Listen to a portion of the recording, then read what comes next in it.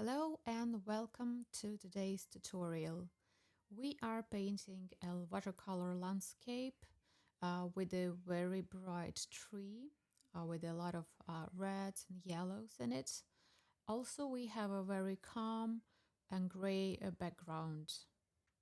I will use masking fluid for this painting, and I will cover some of the areas of the tree, some areas of the foliage, the brightest parts of the foliage. So you will see a reference photo, and I indicated those areas. I just circled them with the yellow lines. I'm using a masking fluid pen to apply masking fluids to the paper, but you can use just a typical synthetic brush, which is not expensive because this can damage your brush. Also, if you want to save your brush for the masking fluid, you can use a solid soap for that. You just wet the brush, rub it onto the soap and let it dry, and then you can use masking fluid normally. So after the use, you can just wash it off with the water. On the screen now you can see another photo. It's just a suggestion how you can apply masking fluid. So I drawed a yellow spots on the tree. So you basically can use the same pattern of applying a masking fluid.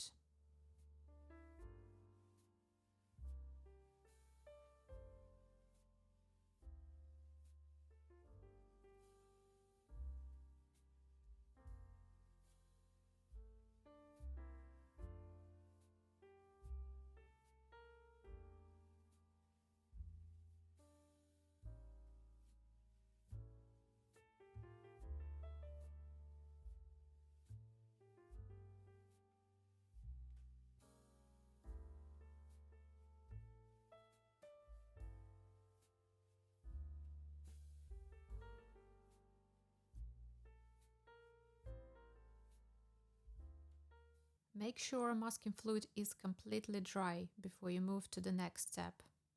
And now I'm going to prepare my paper for the painting.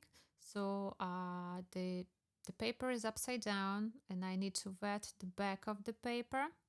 I usually leave it for about 5 minutes and then I reapply the water.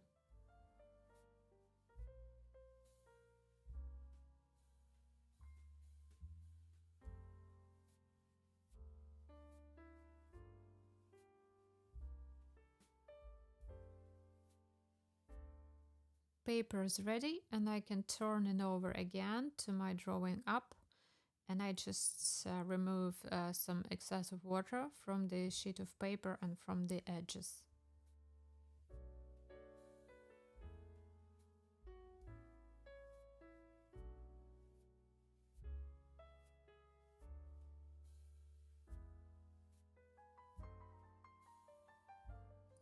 I have a bigger size of my flat brush. This is a sable brush from Winsor Newton, and I'm getting ready my colors. You can see the list of the colors at the very top of the corner on the screen. So this is a Vandyke brown, blue lake, alizarin crimson, and lavender. I need to mix a lighter gray for the sky, and then it will be followed by the background trees, which is the same mix of colors but less water. It would be a darker gray.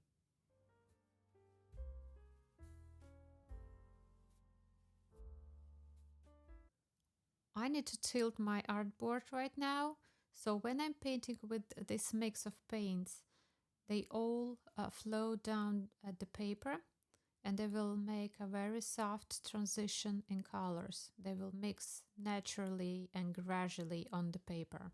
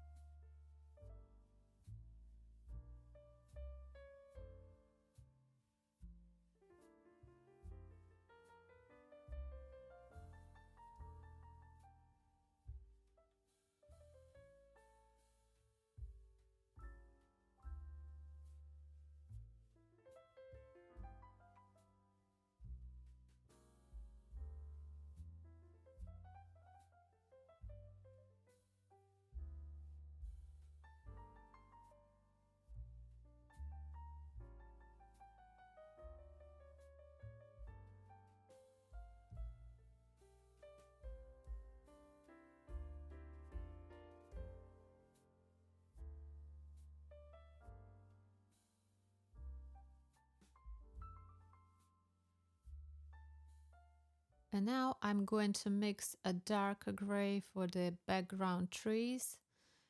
This is a gray color, but I also can see some blue, some purple and brown tones in it. So we will try to match this color. This mix of colors for the background looks dark and darker than we need, but I'm painting on top of the sky for the background, and this area is wet. So when it dries, you will see lighter colors on the paper.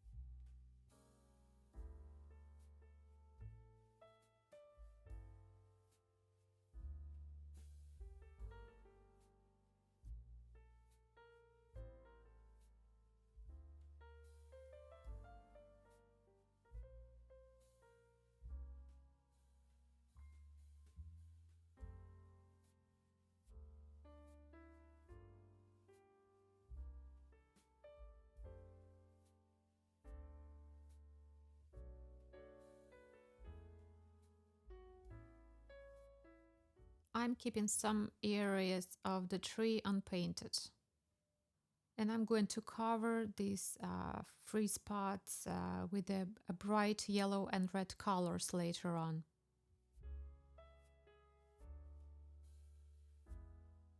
Also, I'm going to add blue and brown shades to the background. I'm doing this because I'm not painting any details to the background trees, but I still want to see some shapes and different colors of the trees.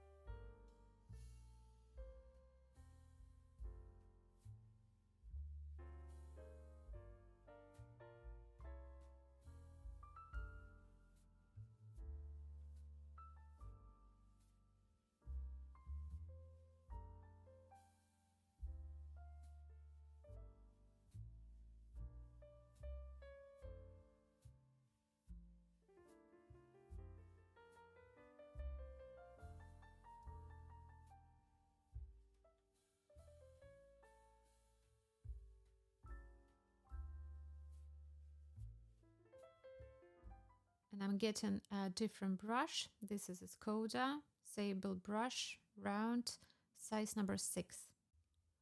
And I'm going to paint the actual tree foliage, and I will use different orange, reds and yellows.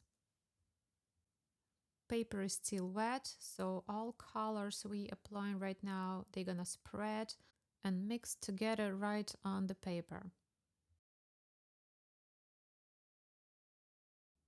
If you feel that orange color is too bright for the tree, you can mix that with the purple color. I'm using dioxazine purple, or alternatively you can mix any blue and red or pink color. So for example, ultramarine blue and alizarin crimson. That makes purple, and then you can cool your orange down with this color.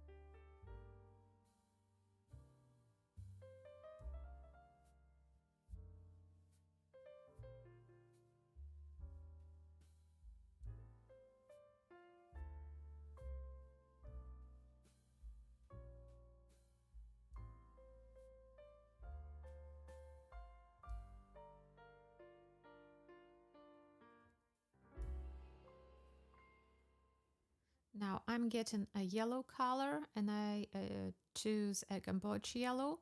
You can replace that with Indian yellow. They both look transparent and bright, so you can choose any of those colors.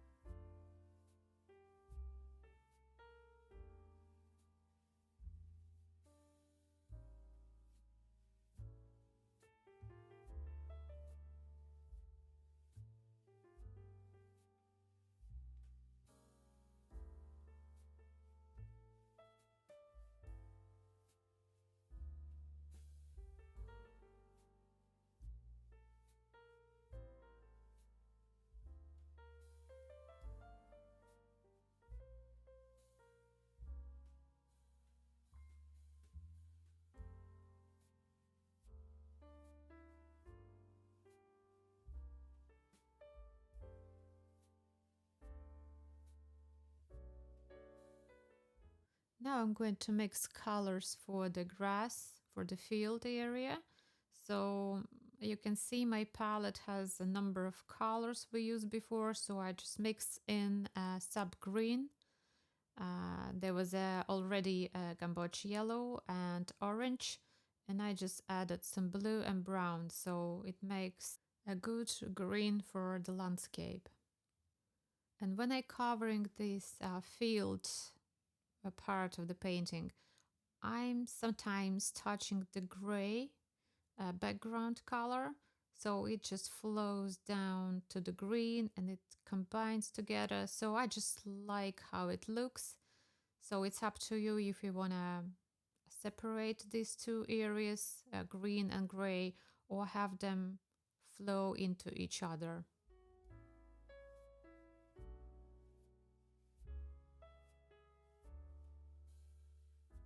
And I'm adding a darker green to the bottom of the field. It's a sub green with brown, Vandyke brown, and blue, which is lake blue in my painting.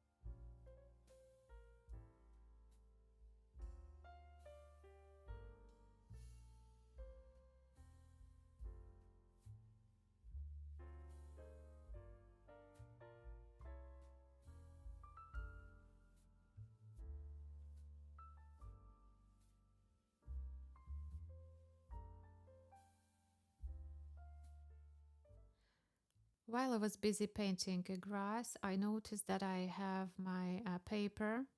The paper started to dry, and you could see a hard edge at the background trees. So I'm going to fix this problem, and I'm taking a very soft, large brush. This is a goat's brush. I usually use this brush just to wet my paper. So, but it should be absolutely dry. And I just spread the paint around, just kind of a sweep the edge of the painting. So, and I removed these hard edges from there. I'm using my hairdryer to speed up the process of drying. So I need this front side of the paper completely dry before my next step. But the back side of paper can stay wet.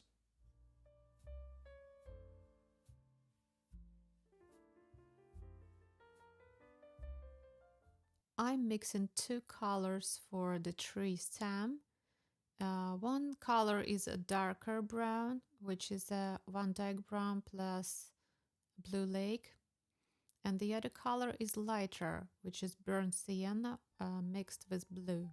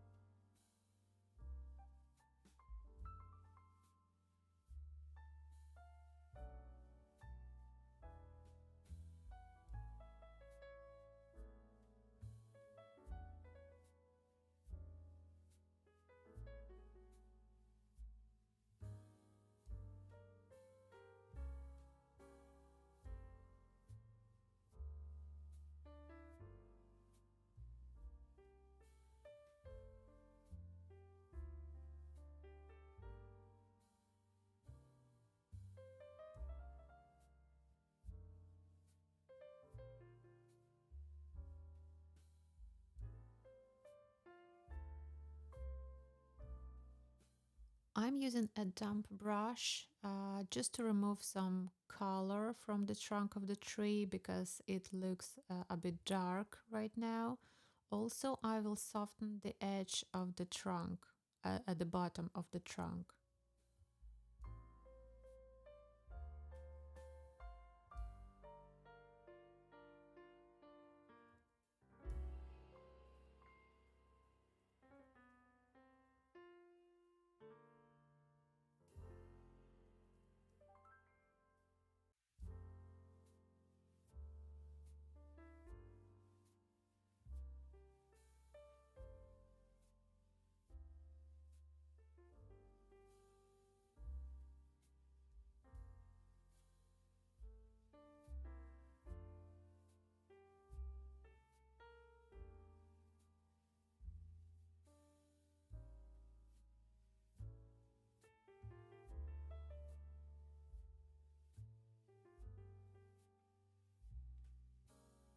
I'm going to add another layer of leaves on the tree, and I'm using orange, burnt sienna, and alizarin crimson. Also, you can add a little bit of blue just to cool down the colors if you wish.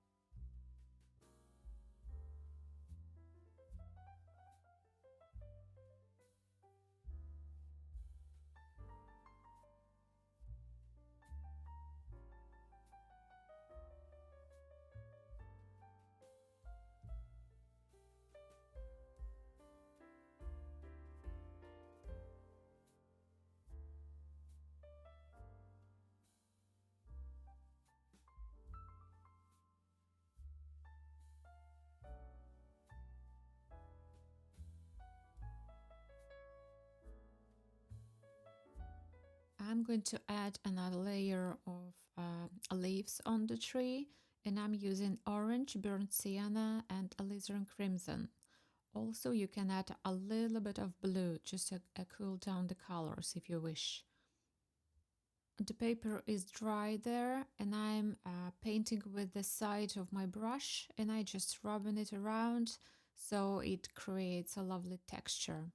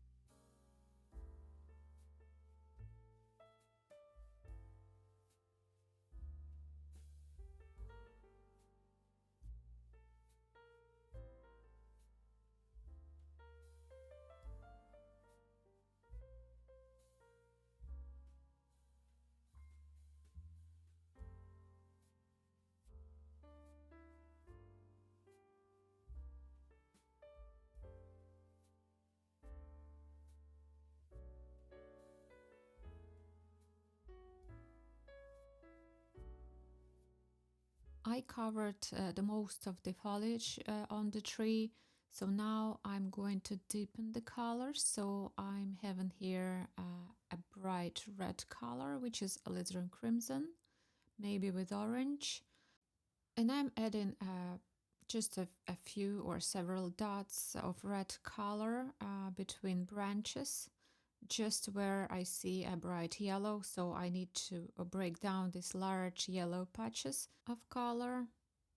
Also, I'm adding separate leaves just around the tree, especially at the bottom of the foliage.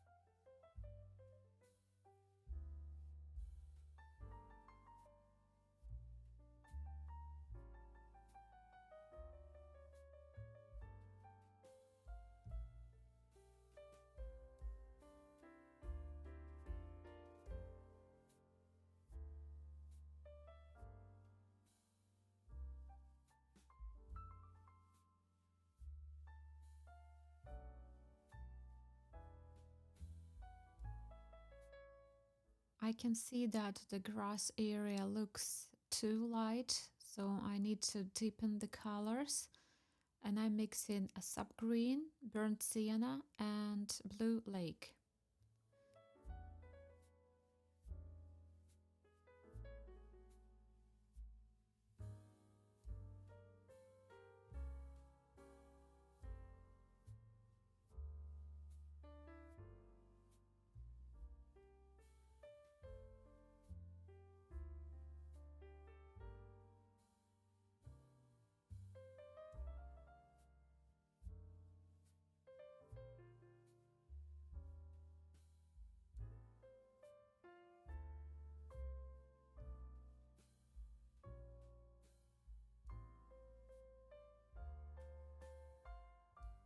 And I'm just using a side of my brush and I just apply some color to this grass area, and I'm leaving some empty spaces unpainted so we can see a lighter green and a darker green.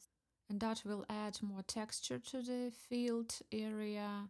And I'm not painting a lot of details to the grass because a tree is at a distance, so we really cannot see a detailed grass in this painting. And that's why I'm leaving this grass very simple, because I want to switch all focus to the tree.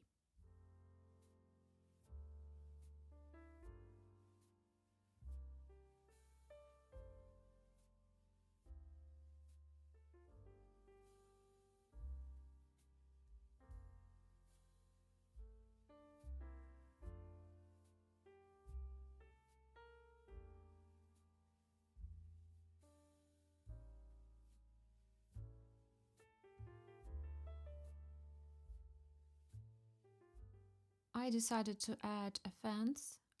We really can see a fence on the original reference photo, so I decided just to keep it.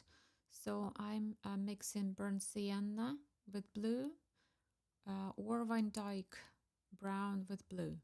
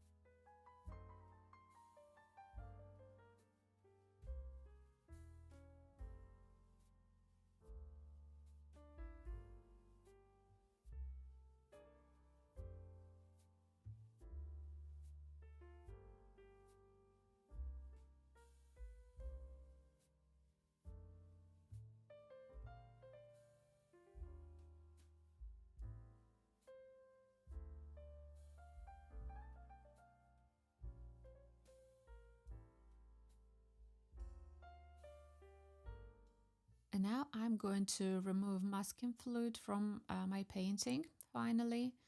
So make sure your paper is completely dry. It should be dry from both ends, the back side of the paper and the front side, because you cannot remove masking fluid from the damp paper. It's going to ruin your paper and your painting. And now I'm adding a volume to the fence. So I'm using a watercolor eraser brush. This is just a brush with a short hard bristles, and I'm wet this brush in the water. Then just lift some pigments from the needed area and dab with the paper tissue.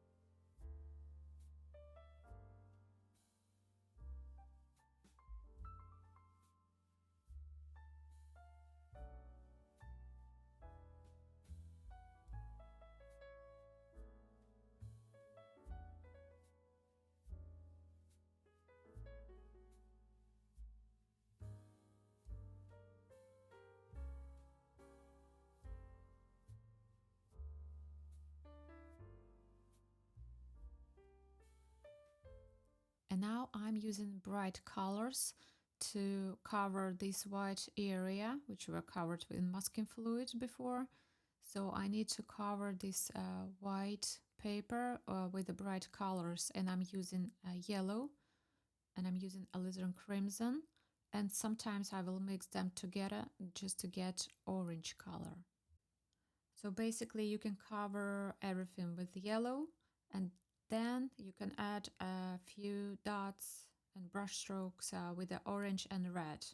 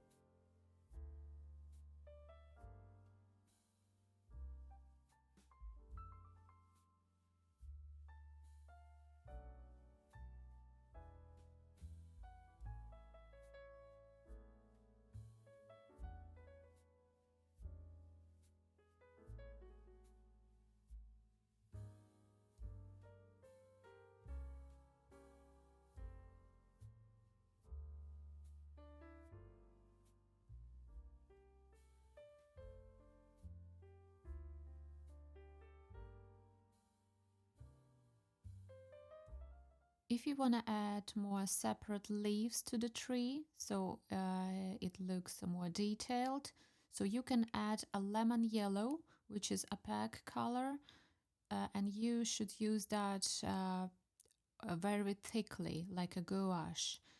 And you just, with the tip of your brush, you can add a few dots or kind of a strips just to show the leaves shape on the tree.